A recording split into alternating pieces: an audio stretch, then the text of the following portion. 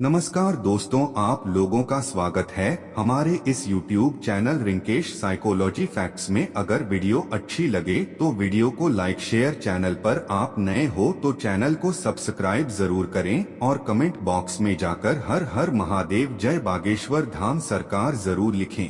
दोस्तों, गाय की सेवा करने से, गाय को रोटी खिलाने से क्या फल मिलता है? गाय के किस अंग को स्पर्श करने से रोग नष्ट होते हैं? गाय को नमस्कार करने से क्या फल मिलता है? इसके मनुष्य को कितने फायदे मिलते हैं? आज इस प्राचीन महान कथा के माध्यम से हम आपको बताते हैं। तो चलिए बिना देरी किए आपको सुनाते हैं गौ माता की यह महान कथा। दोस्तों, एक बार देवर्षि नारद भगवान श्री कृष्ण से मिलने के लिए द्वारका नगरी में पधारते हैं। भगवान श्री कृष्ण के पास आकर नारद जी उन्हें प्रणाम करते हैं। देवर्षि नारद को देखकर भगवान श्री कृष्ण प्रसन्न हो जाते हैं और पूछने लगते हैं, हे देवर्षि, आपका द्वारका में स्वागत है। आज किस प्रयोजन से द्वारका में आने का आपने निर्णय लिया? देवर्षि नारद हर्ष के साथ कहने लगते हैं, हे प्रभु, आप तो सब कुछ जानते हैं, फिर भी इस दास से पूछ रहे हैं। भला आपसे कोई बात छिपी हुई है? मेरे मन में क्या प्रश्न है, आपको भली भांति पता है। भगवान श्री कृष्ण कहते हैं, हे देवर्षि, मैं आपकी द्विधा को जानता हूं और यह भी जानता हूं कि आप समस्त मनुष्य जाति के कल्याण के लिए ही आज यहां पर पधारे हैं। आप निसंकोच होकर पूछें, आपके मन में जो भी प्रश्न हो। फिर देवर्षि कहने लगते हैं, हे प्रभु, यदि आप चाहते हैं तो मैं आपसे एक प्रश्न पूछने की चेष्टा करता हूं। प्रभु, मैं आज पृथ्वी लोक का भ्रमण कर रहा था तो मैंने बड़ा ही विचित्र दृश्य देखा। मैंने देखा कि कुछ दुष्ट मनुष्य गायों को मार रहे थे, वहीं दूसरी ओर कुछ मनुष्य गायों की पूजा भी कर रहे थे। तो प्रभु, यह दृश्य देखकर मुझे बड़ी व्यथा हुई। मनुष्य खुद के स्वार्थ के लिए निष्पाप पशुओं पर अत्याचार क्यों करता है? हे प्रभु, मेरे मन में यह जानने की जिज्ञासा हो रही है कि जो मनुष्य गाय की सेवा करता है, उसकी पूजा करता है, उसे क्या फल मिलता है, और जो पापी गायों पर अत्याचार करता है, उन्हें कौन सा दंड मिलता है। इस प्रकार से नारद जी द्वारा पूछे जाने पर भगवान श्री कृष्ण मुस्कुराते हुए कहने लगते हैं, हे देवर्षि, आपने बहुत ही उत्तम प्रश्न किया है। जो गायों को कष्ट देता है उसे तो उसके पाप कर्मों के लिए नरक में दंड अवश्य मिलता है, किंतु जो गायों की सेवा करता है उन्हें उत्तम लोकों की प्राप्ति होती है। गायों की सेवा करने से पृथ्वी लोक पर और परलोक में मनुष्य को कौन सा फल मिलता है, मैं आपको इस कथा के माध्यम से समझाता हूं। हे देवर्षि, आप इस कथा को ध्यान से पूरा जरूर सुने। इस कथा को जो भी मनुष्य सुनता है और इसका प्रचार करता है, उसके समस्त पाप नष्ट हो जाते हैं, उसे धन धान्य की प्राप्ति होती है और मृत्यु के बाद वह मेरे धाम गोलोक में जाता है। देवर्षि कहने लगते हैं, हे प्रभु, यह मेरे सौभाग्य है कि आपके मुख से मुझे यह कथा सुनने को मिल रही है। मैं इस कथा को ध्यान से पूरा सुनूंगा और इसका प्रचार मनुष्यों में करूंगा। भगवान श्री कृष्ण कहते हैं, हे देवर्षि, प्राचीन काल की बात है। पृथ्वी लोक पर वैवस्वत मनु के वंश में एक दिलीप नाम के राजा हो गए हैं। महाराज दिलीप धर्म का पालन करने वाले, गुणवान, चरित्रवान तथा महापराक्रमी थे। उन्होंने धर्म पूर्वक पृथ्वी का पालन किया और अपनी प्रजा को सदैव ही प्रसन्न रखा। उनकी प्रजा सदैव उनसे संतुष्ट रहती थी। मगध देश की राजकुमारी सुदक्षिणा महाराज दिलीप की पत्नी थी। महाराज दिलीप और महारानी सुदक्षिणा बड़ी ही प्रसन्नता से रहने लगे थे, किंतु अनेक वर्ष बीत जाने के बाद भी महारानी के गर्भ से कोई संतान नहीं हुई। तब महाराज दिलीप एकांत में बैठकर सोचने लगे कि मैंने कभी कोई पाप नहीं किया है और मैंने सदैव ही धर्म के मार्ग पर चलकर ही सभी कार्य किए हैं, फिर भी मेरे किस दोष के कारण मुझे संतान प्राप्ति नहीं हो रही है। इतना सोचकर वे बहुत चिंतित हो गए। फिर उनके मन में एक विचार आया कि इस समस्या का समाधान केवल गुरु वशिष्ठ जी ही कर सकते हैं। वे ही मुझे मेरे दोष के बारे में बताएंगे और पुत्र प्राप्ति के लिए कोई उपाय बताएंगे। इतना सोचकर महाराज दिलीप अपनी पत्नी के साथ गुरु वशिष्ठ जी के आश्रम पर पहुंच गए। आश्रम पर वशिष्ठ जी नित्य कर्म, ध्यान आदि कार्य समाप्त करके अपनी पत्नी अरुंधति के साथ बैठे हुए थे।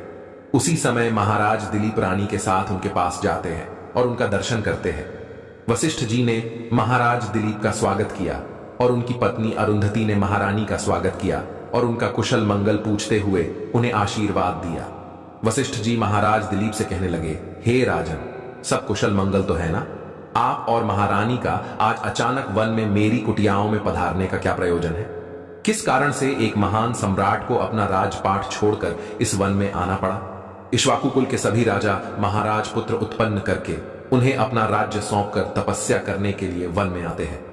किंतु आप अभी भी जवान हैं। आपने अभी अभी राज्य का कार्यभार संभाला है।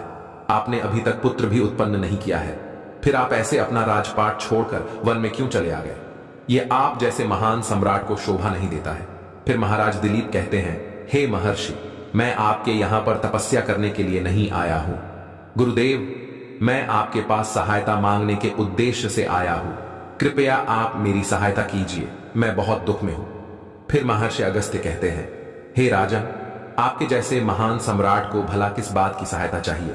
आप तो स्वयं सभी की रक्षा एवं सहायता करने में सक्षम हैं। महाराज दिलीप कहते हैं, हे गुरुदेव, मैं आपके पास यह जानने के लिए आया हूं कि किस दोष के कारण मुझे अभी तक पुत्र की प्राप्ति नहीं हुई है। कृपया आप अपनी दिव्य शक्ति से जानकर मुझे मेरा दोष बताइए और उस दोष के निवारण के लिए उपाय भी अवश्य बताइए। पुत्र के बिना मेरा जीवन व्यर्थ हो जाएगा, मुझे मुक्ति नहीं मिलेगी। तब महर्षि अगस्त्य कहते हैं, हे राजन, ये तो आश्चर्य की बात है, मैं अवश्य आपकी सहायता करूंगा। फिर महर्षि अगस्त्य अपनी दिव्य दृष्टि से महाराज के भूतकाल को देखने लगते हैं तो उन्हें राजा की एक भूल के बारे में पता चलता है। महर्षि अगस्त्य महाराज से कहते हैं, हे राजन, आपसे एक बड़ी भूल हुई है जिसका आपको ज्ञान नहीं है। जब आप इंद्रलोक में देवराज से मिलकर लौट रहे थे, तभी मार्ग में एक कल्प वृक्ष के नीचे खड़ी गाय और उसके बछड़े को आपने दुर्लक्ष्य कर दिया था। वह गाय और उसका बछड़ा अत्यंत भूखे और कष्ट में थे। आपने उस कामधेनु गाय को ना भोजन कराया और ना ही उसे नमस्कार किया। उस गाय ने आपसे सहायता भी मांगी, किंतु आप अपनी प्रसन्नता में खोए हुए थे और आपको उस गाय की पुकार भी सुनाई नहीं दी। आपकी कृतज्ञता को देखकर वह गाय अत्यंत दुखी हुई और उसने आपको श्राप दे दिया है। हे राजन, जो मनुष्य गाय को कष्ट में देखकर उसकी सहायता नहीं करता, भूखी गौ माता को भोजन नहीं कराता, उसे तो महापाप लगता है और उसी गाय के श्राप के कारण आपकी कोई संतान नहीं है।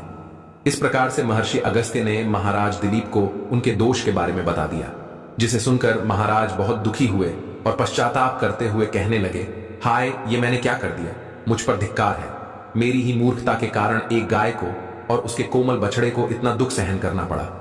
मुझे तो अब राजा बने रहने का भी अधिकार नहीं है। महाराज महर्षि अगस्त्य से कहते हैं, हे गुरुदेव, मैं अपनी इस भूल को सुधारना चाहता हूं।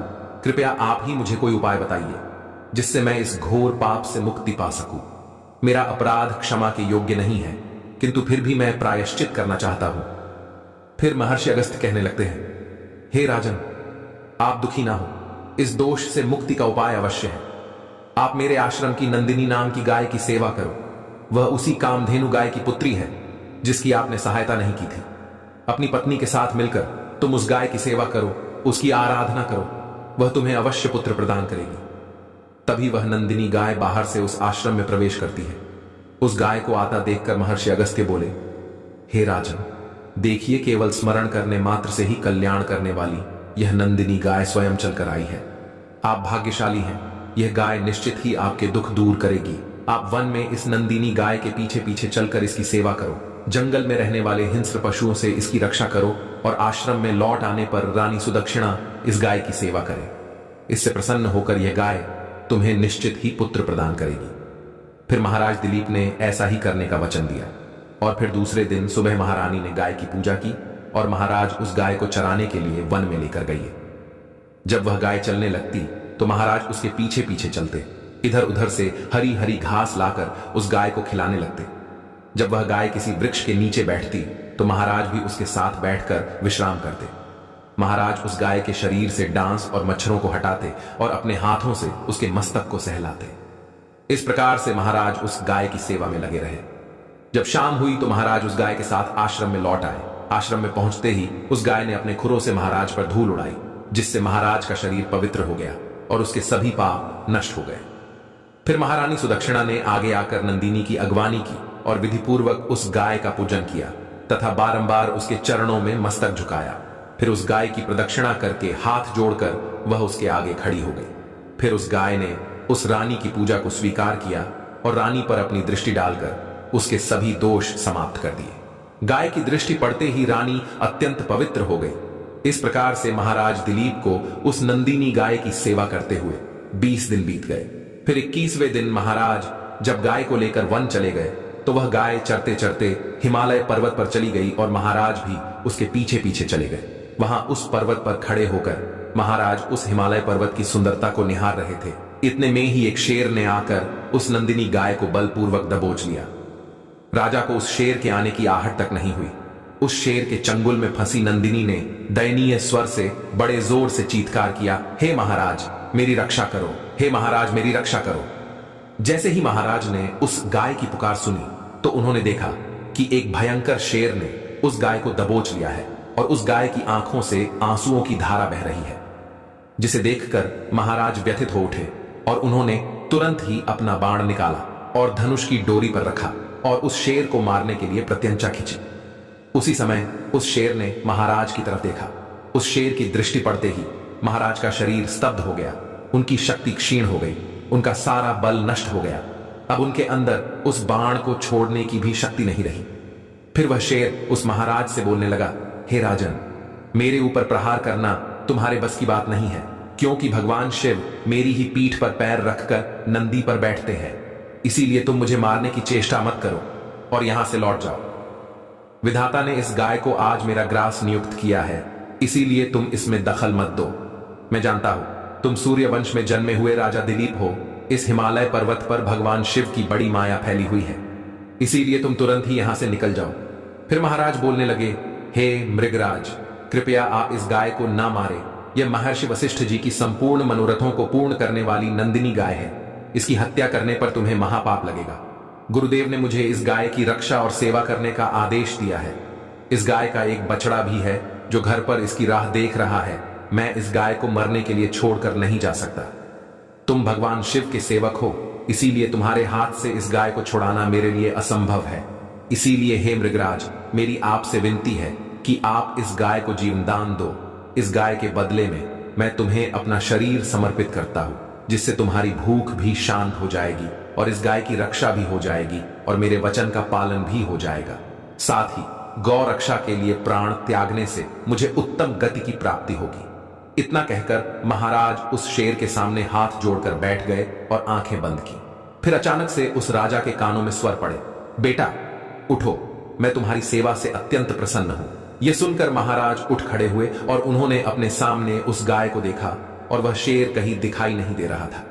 तब वह नंदिनी गाय राजा दिलीप से कहने लगी, हे राजन, मैंने ही अपनी माया से शेर का रूप धारण करके तुम्हारी परीक्षा ली है। यमराज भी मुझे पकड़ने का विचार नहीं कर सकते। मेरी रक्षा के लिए तुम अपने प्राण देने के लिए तैयार थे, इसीलिए मैं तुम पर बहुत प्रसन्न हूं। अब तुम मुझे वरदान मांगो, जो तुम्हारी मनोकामना है वह कहो, मैं अवश्य पूर्ण करूंगी। महाराज दिलीप कहते हैं, हे गौ माता, मेरे मन में जो इच्छा है आप वह अवश्य जानती होंगी। कृपया मुझे पुत्र प्रदान कीजिए, मेरी यही कामना है। फिर उस नंदिनी गाय ने कहा, हे बेटा, तुम पत्ते के द्रोण में मेरा दूध लेकर उसका पान करो, इससे तुम्हें अत्यंत बुद्धिमान और गुणवान पुत्र की प्राप्ति होगी। महाराज दिलीप कहने लगे, हे माता, इस समय पर मैं आपके मधुर वचन सुनकर ही तृप्त हो चुका हूं। अब आप मेरे साथ आश्रम पर चलिए और मैं आपकी पूजा आराधना करके तथा मेरे अनुष्ठान को पूरा करके आपके अमृत समान दूध का पान करता हूं। उसके बाद महाराज दिलीप उस गाय को लेकर आश्रम चले गए। आश्रम में पहुंचने पर महारानी सुदक्षिणा ने आगे आकर उस गाय का पूजन किया। तब उस गाय ने कहा, हे महारानी, आप मेरी पीठ को स्पर्श करें, इससे आपको अत्यंत गुणवान, बलवान और विद्वान पुत्र की प्राप्ति होगी। फिर महारानी ने गाय की पीठ को स्पर्श किया। महाराज और महारानी ने उस गाय की विधिवत पूजा आराधना की और उनके अमृत के समान दूध को प्रसाद समझकर ग्रहण किया। उन दोनों की प्रसन्नता देखकर महर्षि वशिष्ठ कहने लगे, हे राजन, अब यह गाय तुम दोनों पर प्रसन्न है, तुम्हारी मनोकामना अवश्य पूर्ण होगी।